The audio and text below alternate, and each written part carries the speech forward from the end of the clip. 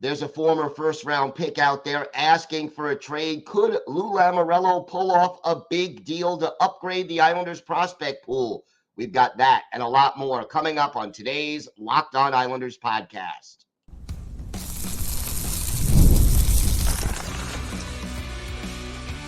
Your Locked On Islanders, your daily podcast on the New York Islanders. Part of the Locked On Podcast Network, your team every day. Welcome, everybody, to the Tuesday edition of the Locked On Islanders podcast, part of the Locked On Podcast Network, your team every day.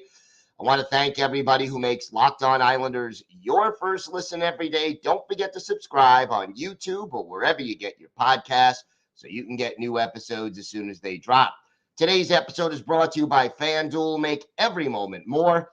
As the playoffs wind down, the sports stop sporting like we want them to, but this summer, FanDuel is hooking up all customers with a boost or a bonus daily.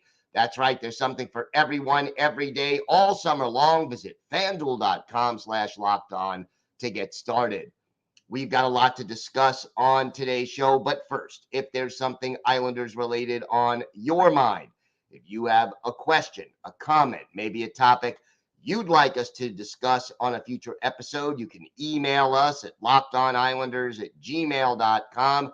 And if you leave your first name and where you're from, we're happy to mention you on the show when we talk about whatever it is that's on your mind. You can also follow the show on X at Locked On Isles, and you can follow me, Gil Martin, on X at Ice Wars, NYR, VSNYI. We'll keep you up to date on all things Islanders all year long during the offseason. That means hirings, firings, free agency, the draft, trade rumors. If it's happening to the New York Islanders, we'll let you know about it here on the Locked On Islanders podcast. And it's great to talk Islanders hockey with you, game time or anytime. Well, I expect right now that things will start to pick up during this off season. I really believe that the trades will start opening up. I mean, Linus Erikson got traded on Monday, but now that the Stanley Cup final is over, I expect teams to start announcing trades, qualifying offers, all kinds of signings starting to come now, between now and Friday, which is when the draft starts. And then, of course, free agency will begin on Monday. So a lot going to happen between now and, let's say, next week. And we will have it all covered for you here on the Locked On Islanders podcast. One rumor going on out there, and former Winnipeg Jets first-round pick Rutger McGroarty, playing right now at the University of Michigan. He is a center, 6'1", 204. Right now, his situation is he has notified the Winnipeg Jets that he really doesn't want to sign with them. And, well, he basically doesn't intend to sign and hopes to be moved. That is the official word coming out of Winnipeg. And McGroarty, he was the 14th overall pick back in 2022, so 2 years ago, was on the U.S. national development team, and then spent the last 2 years at the University of Michigan, scored 52 points in 36 games for Michigan this past year, 16 goals, 36 assists. He had 18 goals and 39 points the previous season at Michigan. And here is a kid out of Lincoln, Nebraska, of all places, who played well at World Juniors, 9 points in 7 games this past year, 7 points in 7 games the previous year. 5 of those points goals, by the way, this past year in 2024. And look, we know the Islanders have expressed, there have been rumors out there about Nikolai Ehlers. Can Lou Lamoriello also either have a package deal for Ehlers and McGroarty, or even just get McGroarty, because here's the deal. McGroarty is 20. He will not turn 21 until next March. He is essentially, he was the captain of Team USA at the World Juniors. He is big. He is already more than 200 pounds. He is 6'1". He has the ability to score, good vision, a good shot, good puck skills with handling the puck, and he has the desire to win more than his share of 50-50 puck battles. The big issue for Rutger McGroarty, skating. And, his stride, it's not that he's slow. That is not what many scouts are saying. But he just has an awkward stride that it's just not as efficient and not as, he doesn't have world-class speed by any stretch of the imagination. So clearly, here is a guy who can do a lot for the New York Islanders. I mean, he was ranked by The Athletic as the 18th best drafted prospect back in March. And clearly, after already playing 2 years at the University of Michigan, here is a guy who may be NHL ready this year, and if not this year, certainly in 2025, 2026, one more year maybe at Michigan. Even if it's 2 years at Michigan, you would be essentially getting back one of the first round picks out of the last 4 years that Lou Lamoriello has traded away. And, what would it take to get McGroarty? That is sort of the question. Now, obviously, he would have an entry-level contract. He is unsigned.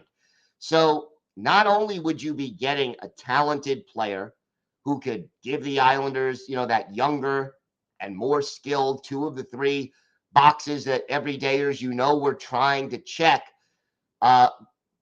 you'd be getting 2 of those 3 things.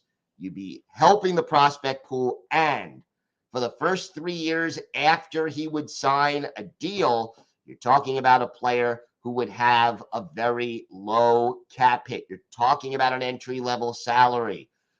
If you can get a guy, let's not kid ourselves. He's not going to start his NHL career on the top line. Maybe he'll start on the third line. But even so, if he's a second or third line player initially, he can give you some offensive juice in that middle 6. He can give you, again, somebody who, if you trade away J.G. Pageau, somebody who can give you a little bit of an offensive boost to this team and really help them head in the right direction. So in my mind, this would really be a great move. And I don't think the cost would be all that high. Could you get him for this year's first round pick? Probably. May not even take that much. Maybe the 2 number 2 picks would be enough. Because McGroarty has already said, hey, I'm not going to sign with Winnipeg. The Jets do not have leverage here. So, if you could get him in a deal with Ehlers, that's a double steal. But even if you could just get him, McGroarty, without Ehlers, and the cost of that deal would be substantially less, boy, that would be a most welcome thing for the New York Islanders. And it helps your cap situation. It helps build your prospect pool. It helps the team get younger and more skilled. I hope Lou Lamoriello can do that and then sign McGroarty to his entry-level deal, and on we go. Would he come to the island? Well, that's a big question. But it's definitely something that Lou should be exploring right now.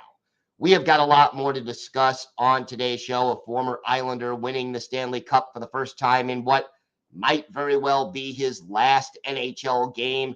We're going to talk about the Florida Panthers Stanley Cup win. Plus, we will also continue our look at different draft prospects who the Islanders could pick with the 20th overall pick. We're going to talk about Linus Eriksson. And for our Islanders birthday of the day, a big physical defenseman who was with the Islanders in the early 1990s. Let's see if you can guess who this European defenseman is. We've got all that and more coming up on today's Locked On Islanders podcast. Today's episode is brought to you by FanDuel. I love sports. I love them so much, I never want them to stop. But as the playoffs wind down, we get fewer games, and the sports aren't sportsing like I want them to. But FanDuel lets me keep the sports going whenever I want. All I have to do is open the app and dream up bets anytime I'm in the mood.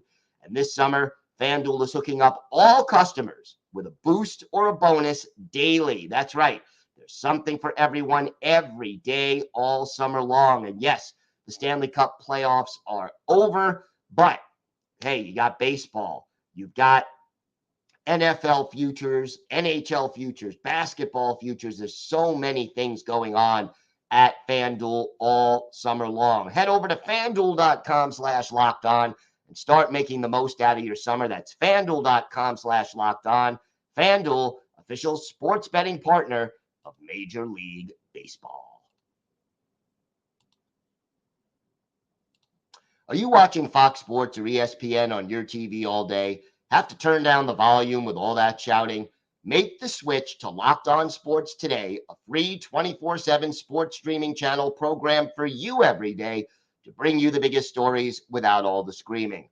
Locked On Sports Today brings you can't-miss analysis, opinions, and news, streaming 24/7 on YouTube or the free Amazon Fire TV channels app. Part of the Locked On Podcast Network, your team every day. So congratulations to the Florida Panthers. For the first time in that franchise's 30-year history, they have won the Stanley Cup. And I'll tell you, it did not come easy. I got to give kudos to the Edmonton Oilers, down 3-0, never quit, came back, forced a Game 7, and came just one goal short of the biggest comeback in NHL history in a Stanley Cup final. It hadn't happened since 1942 in a series between Toronto and Detroit. And I was rooting for Florida, and I know we put a poll up on the YouTube page, and to me, Florida, always more connections with the Islanders. Bill Torrey was, the first GM of the Islanders, involved heavily with the Panthers in their early years. And Bill Torrey, who I got to interview a few times and speak to many more, class act all the way. And he is very much missed by Islander fans and by anyone who really had the chance to know him. But you have that connection. Dennis Potvin was a broadcaster down in Florida for the Panthers for many years. And then, of course, you have Kyle Okposo, former first-round pick of the Islanders, a guy who really, again, class all the way. Kyle Okposo, a great member of the Islanders during his tenure here, played on the first line, worked really hard, great in the community, great teammate, and moved on to the Buffalo Sabres. Never saw the playoffs in Buffalo, didn't see the playoffs a lot on the island either, and then finally gets a chance. He was a healthy scratch in Game 6 and then was reinserted into the lineup in Game 7, and it was so great to see Kyle Okposo, as an Islander fan, carrying the Stanley Cup and getting that moment. Would it have been more heartwarming to me if he did it with the Islanders? Of course.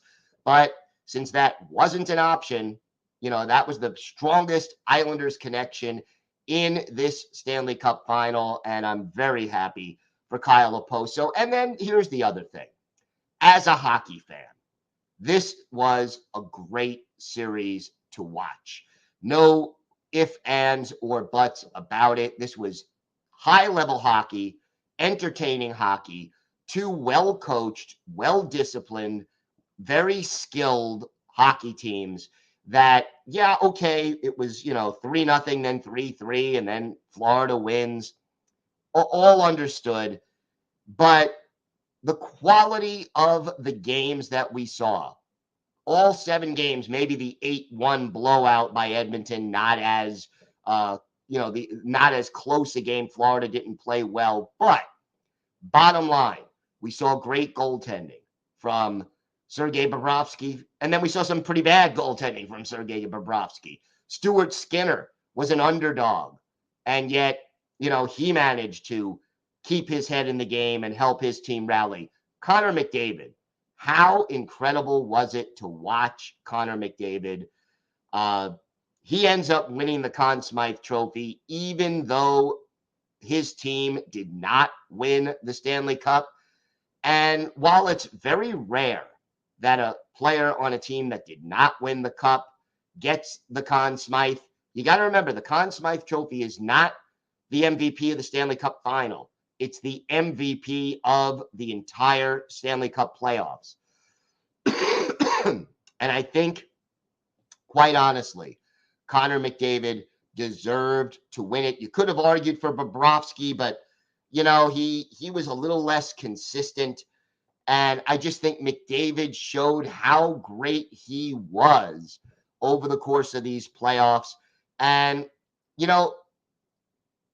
as an Islander fan, as someone who's been covering the Islanders now for a long time, the gap between where the New York Islanders are and where the Florida Panthers and Edmonton Oilers are is noticeable, and it's something the Islanders have to try to close that gap. It will not be easy to close the gap with the Edmonton Oilers because the Islanders are not built the way the Oilers are.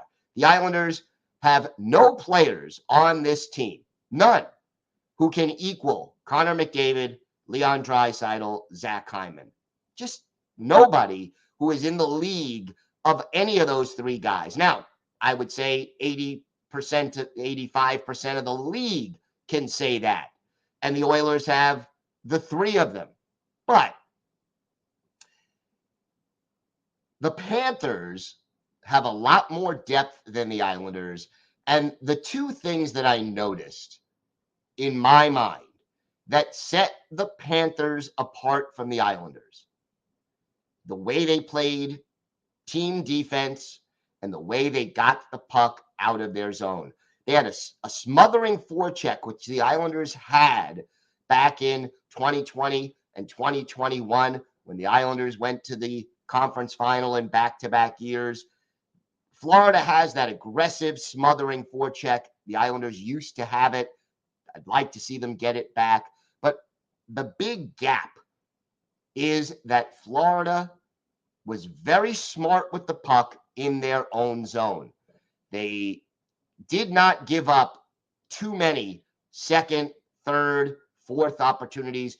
Very rarely, even with a team as skilled and as dangerous as the Edmonton Oilers, very rarely did you see the puck in the Florida zone for 45 seconds, a minute and a half.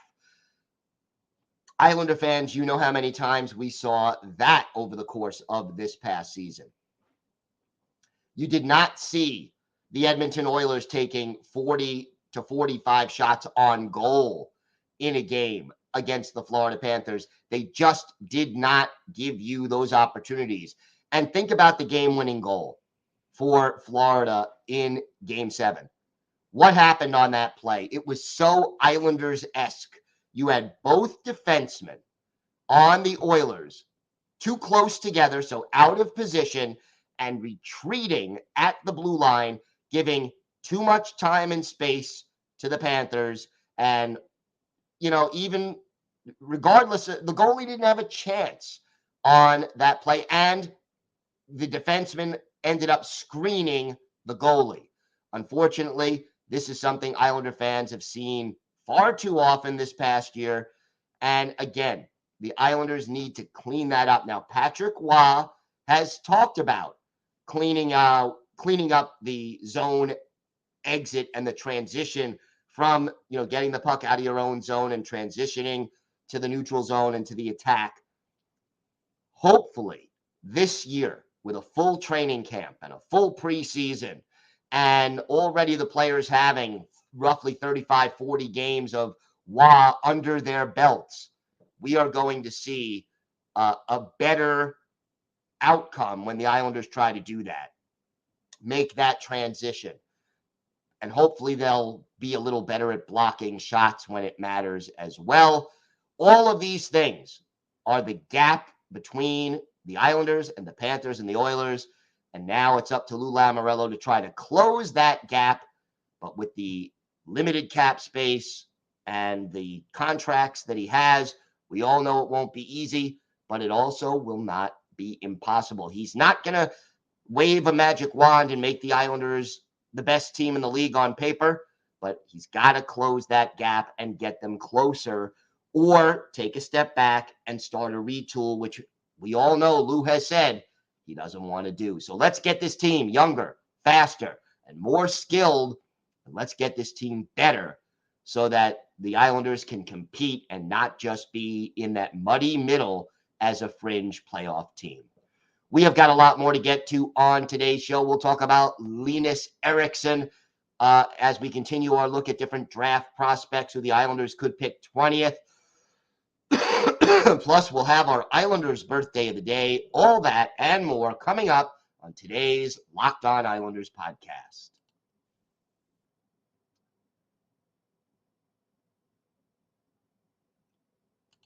Locked On has launched the first ever national sports 24/7 streaming channel on YouTube, and now it's also available on Amazon Fire TV and the free Fire TV channels app. Locked On Sports Today is here for you 24/7, covering the top sports stories of the day with the local experts of Locked On, plus our national shows covering every league. Find Locked On Sports Today, now available on the free Fire TV channels app. So we continue to look at some players the Islanders could draft with the 20th overall pick. And today we take a look at Linus Eriksson, the 18-year-old center out of, Sweden. And he is 6 foot, 183 pounds. Was in the Swedish Junior League last year and for half of this past season, and then got called up to the Swedish One League, which is a league against adults. Kind of held his own in the Junior League, 21 points in 25 games, only 5 goals, but 16 assists. And then against the big guys, 3 goals, 11 points in 29 games against the adults. So obviously, when the competition gets a little tougher and he had to make the adjustment, but by the end of the season, he certainly looked good. His size, not outstanding, but he's not too small either. He's kind of average. The best part about Eriksson's game is his hockey IQ. He is smart. He can play in all 3 zones, and he moves around the ice well. He is a natural athlete who thinks the game and always seems to be a step ahead. He was a captain at a number of international tournaments for Sweden. So that is certainly very important. And he is a good passer. He can find the open man and make moves that, sets up his teammates to do really good things. So his passing, his puck skills, and his compete level, very, very good. His skating is just kind of average, but the work ethic is certainly there. The thing he needs to do, though, perhaps, to get to the next level, he still stays a little bit too often on the perimeter. You want him to sort of get into the dirty areas in front of the goal on occasion. And, he does it sometimes, but you want him to do it a little more often. And maybe you want to have him shoot a little more often as well. And yet the potential is clearly there. The NHL player comparison that I saw from a couple of scouts, Robbie Fabry.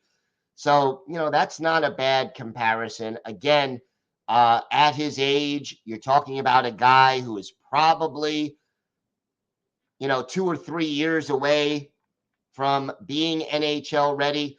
And most scouts have projected him as a middle six player, either a second line or third line kind of guy. And again, I know some fans would be shrugging. Yeah, why with our first round pick are we going for a middle six player? Keep in mind that in most NHL drafts, maybe the first 10 to 12 players are the guys who most scouts will agree have, top line potential. And that's if they're forwards, obviously. Then you have the top pair defensemen. But it's a limited situation. There are only so many elite first line players out there. And if you have the 20th overall pick, yeah, you could find somebody who will develop into a first line player, but it's not going to be somebody that most scouts agree projects as one. But again, we will see. All right, time now for our Islanders birthday of the day. And Monday was the 59th birthday of former Islanders defenseman Uwe Krupp, the native of Cologne, Germany, 6'6", 235. I think before Zdeno Chara, he may have been the biggest Islander in team history. An 11th round pick of the Sabres in 1983, 214th overall. Did not come to North America till 1986-87. Played for the Sabres and was traded early in the 91-92 season in the Pat LaFontaine deal to the Islanders from Buffalo. Stayed on the island through the 93-94 season, then played for Quebec. Stayed with the organization when they moved to Denver and became the Avalanche. In fact, won a Stanley Cup with the Avalanche in 1996. And again, with Detroit in 2002. And later finished his career with the Atlanta Thrashers. 729 career NHL games, 69 goals, 281 points, 660 penalty minutes. Krupp, never a dirty player, but boy, could he clear players from out in front of the goal. He had a good shot, and boy, oh boy, could he check when inspired to do so. His best game as an Islander is easy to pinpoint. March 20th, 1993, the Islanders visiting the Vancouver Canucks. Mark Fitzpatrick, the goalie for the Islanders. Kay Whitmore in between the pipes for Vancouver. But in this game, Uwe Krupp assists on the first goal of the game by Tom Fitzgerald, 4.5 minutes in. 5:20 later, Krupp assists on a goal on the power play by Steve Thomas. Then, at the 12:56 mark, again on the power play, Krupp scores his 8th of the year. Jeff Norton and Derek King, the assists. Islanders up 3-1 after one period. In the second period, Krupp sets up Steve Thomas, and then on the power play, Krupp sets up Pierre Turgeon. The Islanders crush the Canucks by a score of 7-2, but for Uwe Krupp, a goal, 4 assists. He had a 5-point game. He was a +2, 3 shots on goal, and yes, his goal was the game winner. So Uwe Krupp is our Islanders' birthday of the day. I want to thank everyone who makes Locked On Islanders your first listen every day. Everydayers, tomorrow on the show, we will highlight and profile another player who the Islanders could pick 20th overall. And I expect starting Tuesday, starting Tuesday, that we will see a lot of trades being announced and moves being made.